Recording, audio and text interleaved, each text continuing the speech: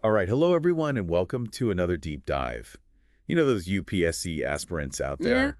Yeah, we're talking to you today. Absolutely. We are going deep on something today that's pretty huge in my opinion. Yeah. And it could be a total game changer, not only for the US, but for the entire global landscape. For sure. So the US is creating a strategic Bitcoin reserve and a whole digital asset stockpile. Whoa. Think about it. International relations, economics, technology, security, all prime UPSC territory.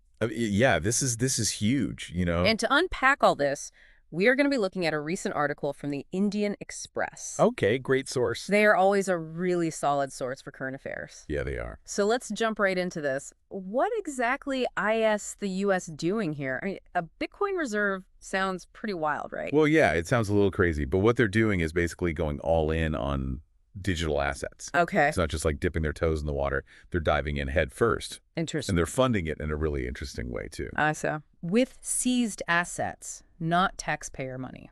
Oh, wow, that's smart. Yeah, I think it's a pretty savvy move, wouldn't you say? Oh, yeah, definitely. It definitely avoids any kind of, public pushback. Right. While still allowing them to kind of get in on this whole emerging market. For sure. But I'm curious why Bitcoin specifically? I mean, it's been notoriously volatile, right?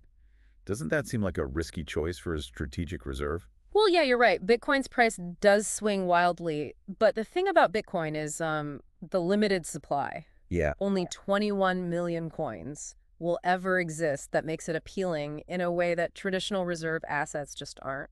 Because of Like gold or even the US dollar. yeah, they can print more of those, right? Exactly. Governments usually want to control the supply of their currencies, but Bitcoin's scarcity is built in. Huh. Yeah. And this, along with its potential for long-term growth, is likely what attracts the US to it. Okay, that makes sense. But I mean, I guess we should say the volatility risk is still there. Of course. Yeah.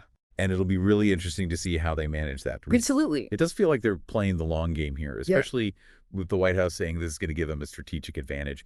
What exactly do you think they mean by that? So think about it.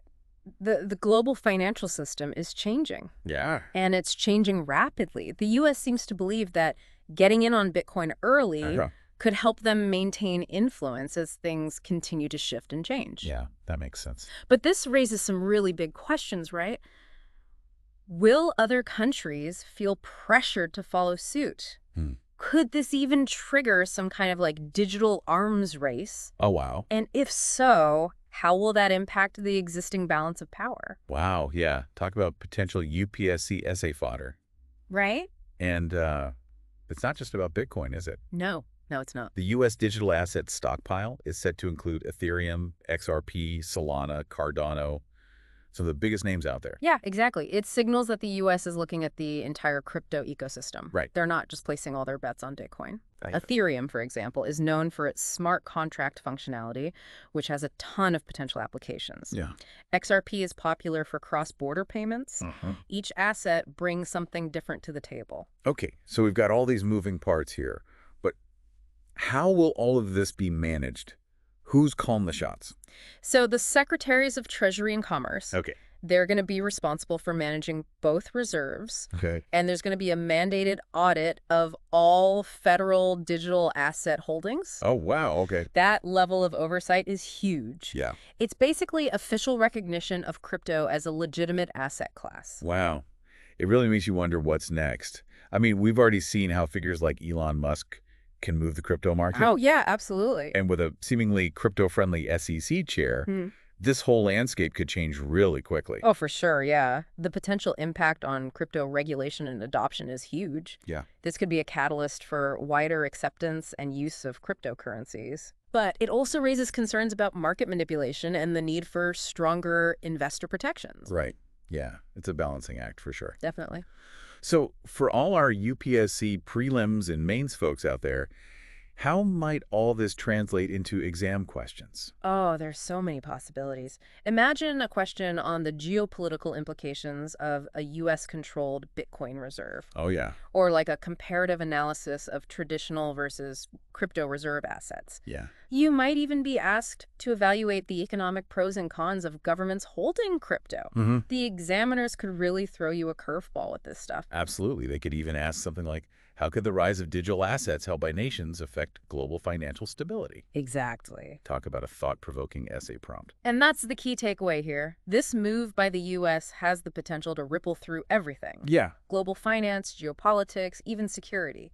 It's a complex situation, and it's constantly evolving, and understanding the nuances is critical for anyone looking to crack the UPSC. Couldn't put it better myself. So to wrap things up, the U.S. is diving headfirst into the world of digital assets. They are. And it's a development with massive potential implications. For all you UPSC aspirants out there, this is definitely something to keep an eye on. For sure. And remember, if you have any thoughts, questions, or predictions about this whole digital asset shakeup, leave a comment below. Don't forget to like and subscribe for more deep dives into current events. Yes, please do. That are critical for your UPSC journey. Absolutely. We'd love to hear from you. And here's something else to think about. If other nations follow the U.S.'s lead, what might the future of global finance look like in a world increasingly shaped by digital assets? Let us know what you think. Until next time, stay informed and stay curious.